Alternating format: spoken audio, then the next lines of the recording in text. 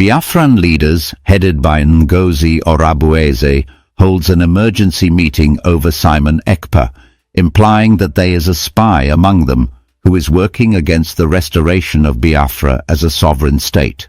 According to her, this spy is directly working for the Nigerian government. She talks on allegations of plans by certain individuals within the Biafra cabinet to delay or stop the declaration, including unresolved financial issues and incomplete referendum analysis.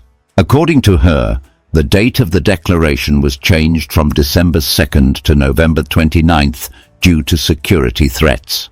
She also revealed that there are disagreements among cabinet members about proceeding with the declaration, with some accused of creating chaos to involve Finnish police and disrupt the event. She emphasized that the PM Mazi Simon Ekpa have played a key role in ensuring the declaration happened before his arrest. She applauded many loyal Biafran agitators, crediting their persistence and support from like-minded cabinet members. She encourages loyal Biafrans to remain focused, resilient and supportive despite internal challenges. It all began with an air of urgency that gripped the Biafran leadership. The room was tense, the atmosphere heavy with concern, as Ngozi Orabueze, a steadfast leader in the movement for Biafran independence, convened an emergency meeting. Everyone in that room understood the gravity of the situation. They had come a long way in their quest to restore Biafra as a sovereign state.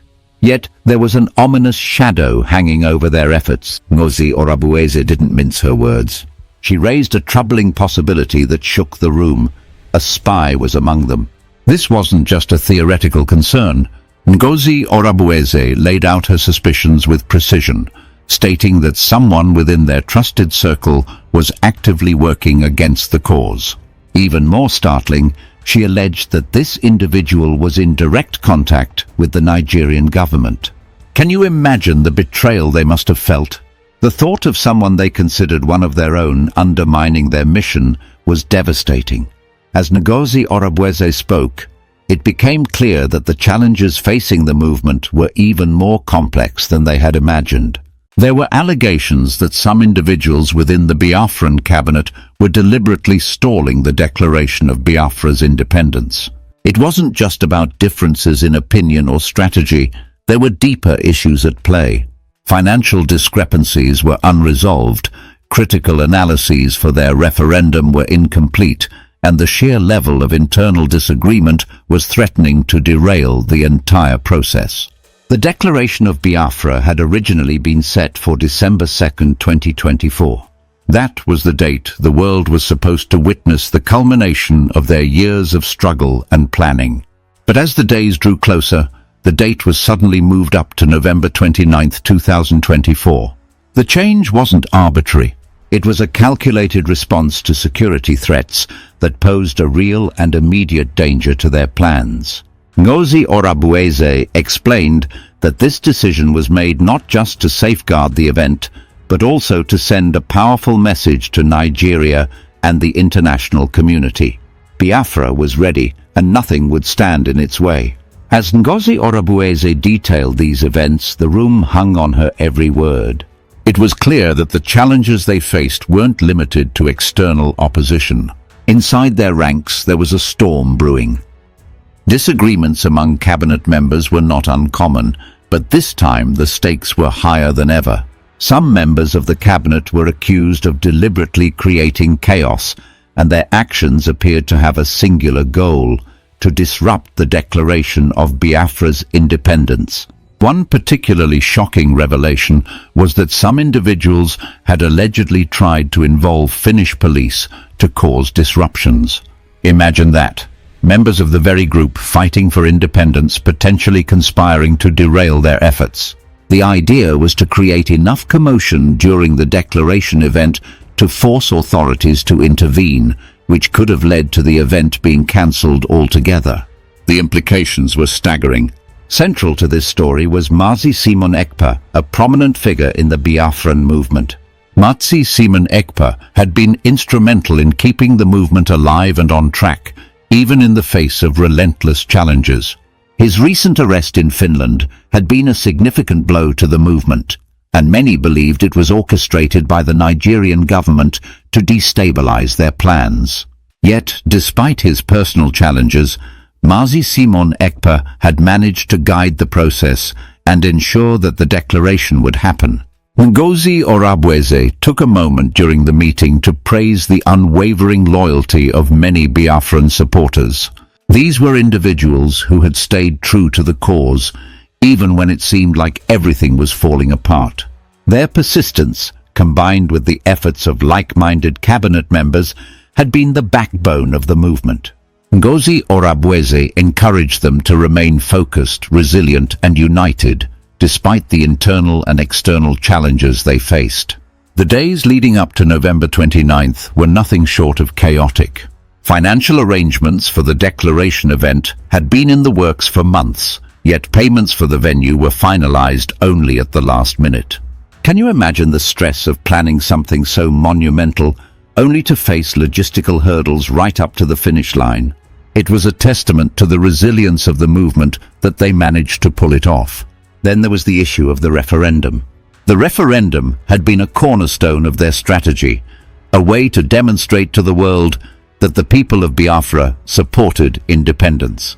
Voting had been ongoing for months, and the results were meant to be presented as part of the declaration. But as late as November 28, 2024, critical analyses of the referendum results were still incomplete. One individual who had been responsible for overseeing this task claimed that the declaration couldn't proceed without her analysis. It was a frustrating and suspicious delay, considering how long they had been working on it. Despite these challenges, the leadership pressed on. Meetings were held late into the night on November 28th, with emotions running high. Voices were raised, tears were shed, and tensions reached a breaking point. Yet, through it all, a core group of leaders remained steadfast.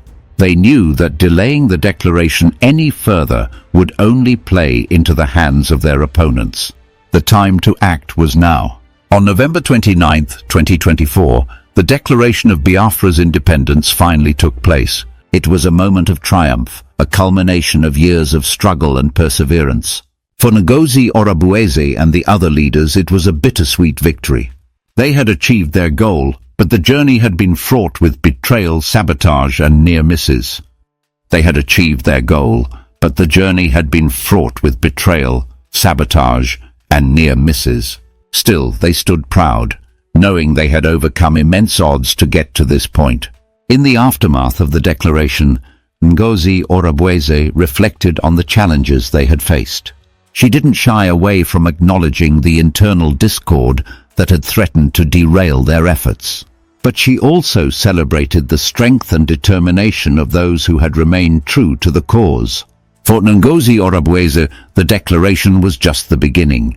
There was still much work to be done to solidify Biafra's independence and address the issues that had plagued their movement. As Ngozi Orubueze shared her thoughts, her message to Biafrans was clear: stay strong, stay focused, and stay united. The road ahead would not be easy, but with resilience and determination, they could overcome any obstacle. The story of Biafra's declaration was a testament to the power of perseverance and the unbreakable spirit of those who dared to dream of a better future. So, what do you think of this story? It's a tale of highs and lows, of betrayal and loyalty, of setbacks and triumphs. It's a story that reminds us that no dream worth pursuing comes without challenges. But as Ngozi Orubueze and her team have shown, with courage and determination, even the most daunting obstacles can be overcome. After the declaration of Biafra on November 29, 2024, the days that followed were a whirlwind of emotions and reactions. The supporters of Biafra erupted in jubilation, their voices rising in celebration across communities. People danced in the streets, waved flags, and sang songs of freedom. For many, it was a moment they had only dreamed of, and now it was real. Yet, beneath the surface of this celebration lay a complicated web of unresolved issues, brewing tensions and an uncertain future. For Ngozi Orubueze, the declaration was a moment of immense pride, but it also marked the beginning of a new chapter filled with challenges. She knew that the declaration was only the first step in what would undoubtedly be a long and arduous journey toward actualizing Biafra's independence. While the excitement of the moment was palpable, Ngozi Orabueze was already thinking ahead. There were still deep divisions within the cabinet, unresolved disputes, and logistical issues that needed immediate attention. One of the most pressing concerns was the fallout from the alleged sabotage within their ranks. Ngozi Orabueze and the leadership team had to confront the reality that not everyone who claimed to be part of the movement was working toward the same goal. The allegations of a spy working with the Nigerian government loomed large over their efforts. This wasn't just a matter of politics, it was a question of trust, and the fracture in that trust threatened to weaken the foundation of their movement. Ngozi Orabueze held meetings with her closest allies, determined to identify the mole within their ranks. It wasn't an easy task. Many of those suspected of sabotage had been long-standing members of the movement, individuals who had worked side by side with Ngozi Orabueze and Mazi Simon Ekpa for years. The idea that one of them could betray the cause was difficult to accept. But Ngozi Orabueze understood the stakes. If they didn't root out the spy, the future of Biafra could be compromised before it even began. Thank you so much. And like he rightly said, the war for the restoration of the independent state of Biafra was a war which only those that truly wanted their freedom and those that were truly following our prime minister will understand what happened in Finland. There were a couple of things that played out that would have really derailed the declaration of the United States of Biafra. One, from the Zoo government. Zoo government never wanted us to declare. That was why what happened to the PM happened just like a few weeks before that event in Finland. They planned it very, very well. They targeted that period, and they were able to execute it at that period.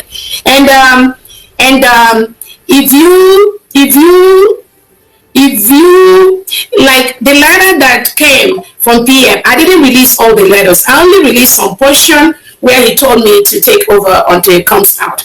But in that letter too, you will see the portion where who in the world that follows Prime Minister Simon Ekpa will ever think or dream that at any point PM could even suggest that we postpone the convention.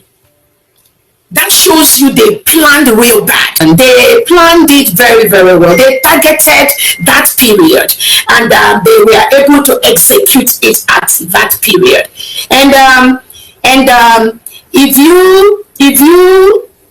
If you like the letter that came from PM, I didn't release all the letters. I only released some portion where he told me to take over until it comes out.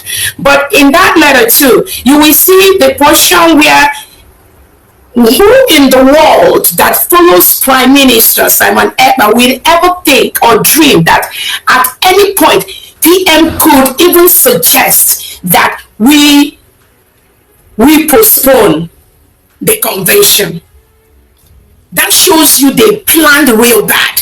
So anybody following the Prime Minister to hear that kind of suggestion will tell you that there was so much that went on the ground. There was so much. And I thank God for my life. Without what I know, nobody, even in the beginning, nobody would have stopped these individuals from stopping the restoration of the United States of Biafra. Nobody will do that. So even after the declaration, even before the declaration, some of them came in this big cabinet with different excuses why we have to postpone the declaration.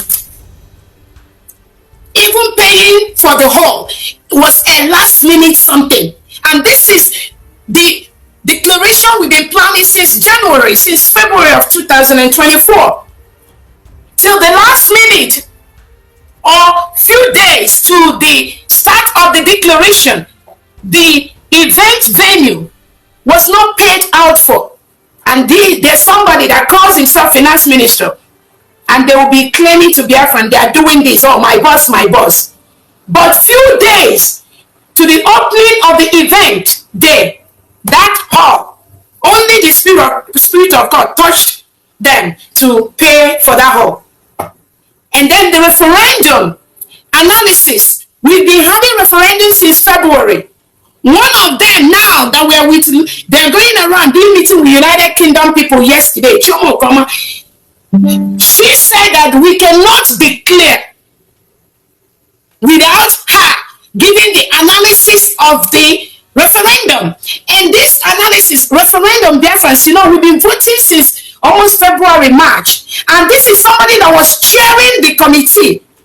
So just on the 28th of November, a day before the start of the event, Shomo Koma was with this Ogenken, all their group saying we cannot declare because she doesn't have the analysis of our referendum ready, and she's the only one that can do that. She's the only one that has that analysis. I don't have to. If I release the meeting that we had on that 28th, some Biafrans were screaming and cursing that they can never stop the declaration of this independence on the 29th. And somebody that was the chair of a committee that knows that from February to November, that one of the things we have to present to the world is the analysis of the referendum.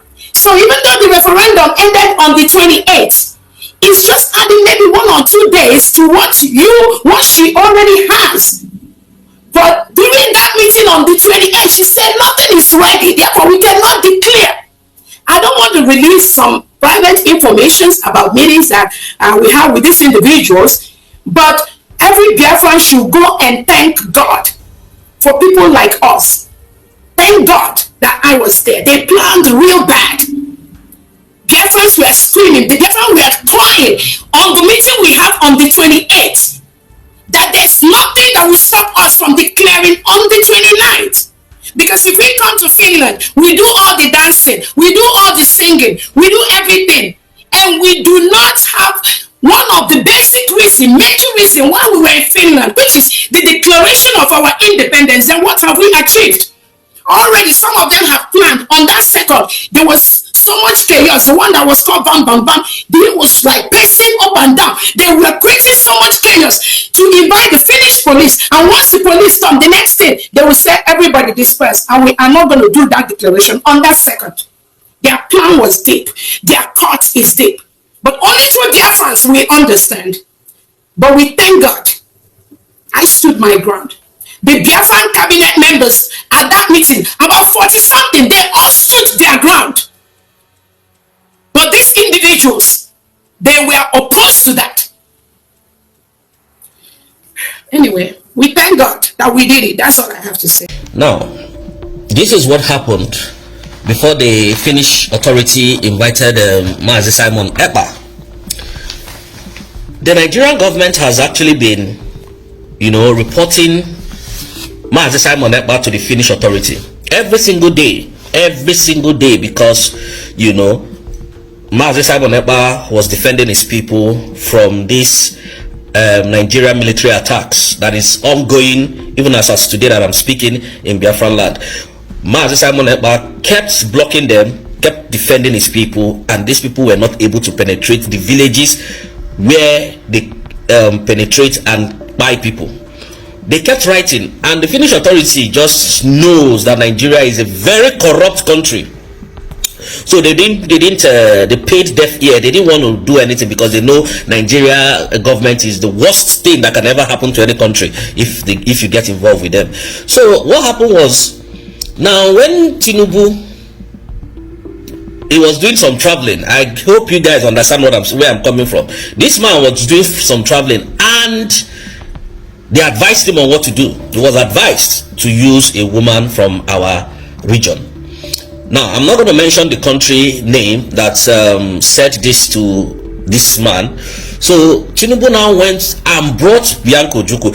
If you check Tinubu's cabinet today, there is no Igbo man anywhere that is occupying any reasonable position in Tinubu's administration, even up to today, undermining the federal character that is enshrined in their own constitution. So what now happened was that they use Bianca to start writing to the Finnish authority. So, and in the Western world, the first people they respect that have more ground than anybody in that country is women. So they respect women a lot. In fact, in the Western world, after woman, it is children. After children, their pets, maybe their dog or their cat.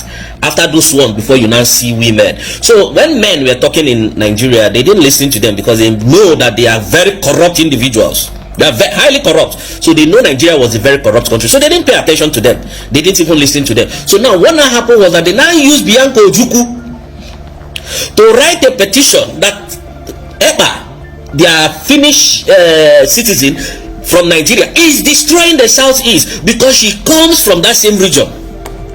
Can you see the technicality that they used? So now when these people now saw it, and Bianca Ojukwu went to the Finnish embassy and submitted that petition, then somebody brought that petition to their parliament and they read it and said, okay, Simon Ekpa, come, let's investigate this matter. And as the investigation was ongoing, Nigerian government, they didn't inform them. They don't know what is even going on. Nigerian government is even, adamant of what is going on. Or should I use the word oblivious of what is going on? They don't know what is going on. Now they are investigating, and they now call the same Nigerian government and say, look, you said this man is a terrorist. What evidences have you got? The other day, Musa was granted interview and he was lying to the person that, oh, we have submitted. They have not submitted. The documentation that they submitted was via Ojukwu's wife. They do not have any reasonable evidence to bring to the Finnish authority. When these things happened, they were jubilating. And even because, let me tell you why they are very confused. If you watch on the 15th, where Sarahara reported that Simon Ekpa has been taken to one of the most secured prison in Finland. There is nothing like one of the most secured prison in Finland. There's nothing like that. What they have is correctional centers. They don't have anything like we live in the Western world. So these people, they should stop fooling you people, Nigerians. They are trying, like I said in my last video, they are trying to divide you. They are trying to because this is what they've been doing, divide and rule. So they are trying to divide us in our mind so that we will say, oh, Ekpa was even a terrorist. So those things are not even. Now the Finnish authority has now been calling them, the Nigeria, come and tell us how this man was inciting violence in Nigeria, how he was terrorizing Nigeria, what financial these people, nobody is showing up again. They ran away. They are now avoiding the whole cause. Can you see what the Nigerians are suffering? And these are the same people who kidnapped Mazi Nnamdi Kanu from Kenya, brought extraordinary rendition him back to Nigeria, and hoping to try that same Mazi Nnamdi Kanu in Nigeria. And the man refused and said, no, you can't do that because I know the law. And now look at, they now labeled him a terrorist. Even the northern leaders, most of the northern leaders were now the Fulani leaders, not the northerners. The northerners are very wonderful and very loving and peaceful people. Fulani leaders came together and said that the UN should proscribe Mazi Nnamdi Kanu a terrorist, which means they're not even planning to release him. The UN should proscribe IPOB, which is you and I, the indigenous people of Biafra, as a terrorist organization. Which means the whole Igbo race now, they want to proscribe them as terrorist organization. And these people refuse. Now, the same Bianca Ojukwu that wrote petition against Mazi Simon Ekpa is not in Finland to defend all the petition. The same Christopher Musa that is telling you that it was not Christopher Musa that even submitted the petition. So Bianca Ojukwu now went back and told them that this Ekpa that you people are safeguarding has been petitioned by the Nigerian government in 2021 and nothing was done about it. Of being a terrorist in Nigeria, nothing was done about it. I'm giving you people the real gist. Now these people swung into action and said enough is enough. Let's even investigate this young man. And up to today that I'm talking to you, Ekpa has not been found guilty of any crime. Up to today. And that is why the Finnish authorities said they are going to speed the trial, because the trial is not even making any sense to them as well, because nobody is coming forth. Now if after this whole thing and Ekpa comes out, because I know it's going to come out very soon, Ekpa comes out, how would these people that betrayed him, that betrayed Mazi Nnamdi Kanu feel, betrayed Ekpa feel, betrayed and tried to stop what is it called, Madam Ngozi Orabueze? How would you people feel? All this your fight, why don't you wait for Ekpa to come out? Now their main agenda was not even to arrest Ekpa, was so that the Finland Convention will not hold. That was their primary objective, because now it is now very open that Biafra has been redeclared. Biafra has been declared before, but now Ngozi Orabueze redeclared it on the 29th of December because she didn't know what was going to happen and who was on her side and who was trying to set things up, which I practically understand. So nobody should blame her. She's a woman, she can panic at any time. And for those of, in fact, if you listen to Tupac songs a lot, you find out where Tupac said, trust no one. All the people I trusted that I gave love, when it came to fear, they all bounced. They all turned their back against him. But he's a survivor, he's going to survive. And he survived until he was shot to death. The same people that felt, that said, oh, they are my guys, they bite him. Now this almost global hatred for Igbos, I wonder where it's going to lead Nigeria. But we told Nigeria that the kidnap of Mazi Nnamdi Kanu, I keep saying it, I don't know if Tinubu can do anything. He can go to hell if he likes. This kidnap of Mazi Nnamdi Kanu will be the one that will end Nigeria totally. Now I want Madam Bianco Ojukwu, government, the Nigerian terrorist army are in Biafran land. They are killing our people, making our land, you know, not a livable place. They are making our land to be a place that people can no longer stay. So please, Bianco Ojukwu, I need you to write to, the way you wrote to Finland, I need you to write to General Christopher Musa. Maybe he doesn't understand what his soldiers are doing there. Let him remove all his soldiers from our land. It is not a sovereign nation. Musa respects sovereignty, so let him remove all his army from our land, because I'm a please, Madam Bianco Ojukwu, if you can write to Finland, please as well write to General Christopher Musa, as well write to Tinubu to remove his soldiers. They are killing our people. Our people are really dying. There are a lot of videos I have that I can't put on my platform. If I put it, they will block me. But I know that all this nonsense that is happening will come to an end one day. We move. We can never be divided. Biafrans has come to stay. And when you watch the Biafrans of today, you will know that they are not the Biafrans of yesterday. Everybody is ready, including me, to die for this cause, no matter what. We are not living as humans. Do you understand what I mean? So, Madam Bianca, please, we are not asking you, we are not begging you, we are telling you to do that. Please tell him that our land is under siege. They should remove all their army, their police from our land. You are the foreign minister of Tinubu, so please deliver our message to him.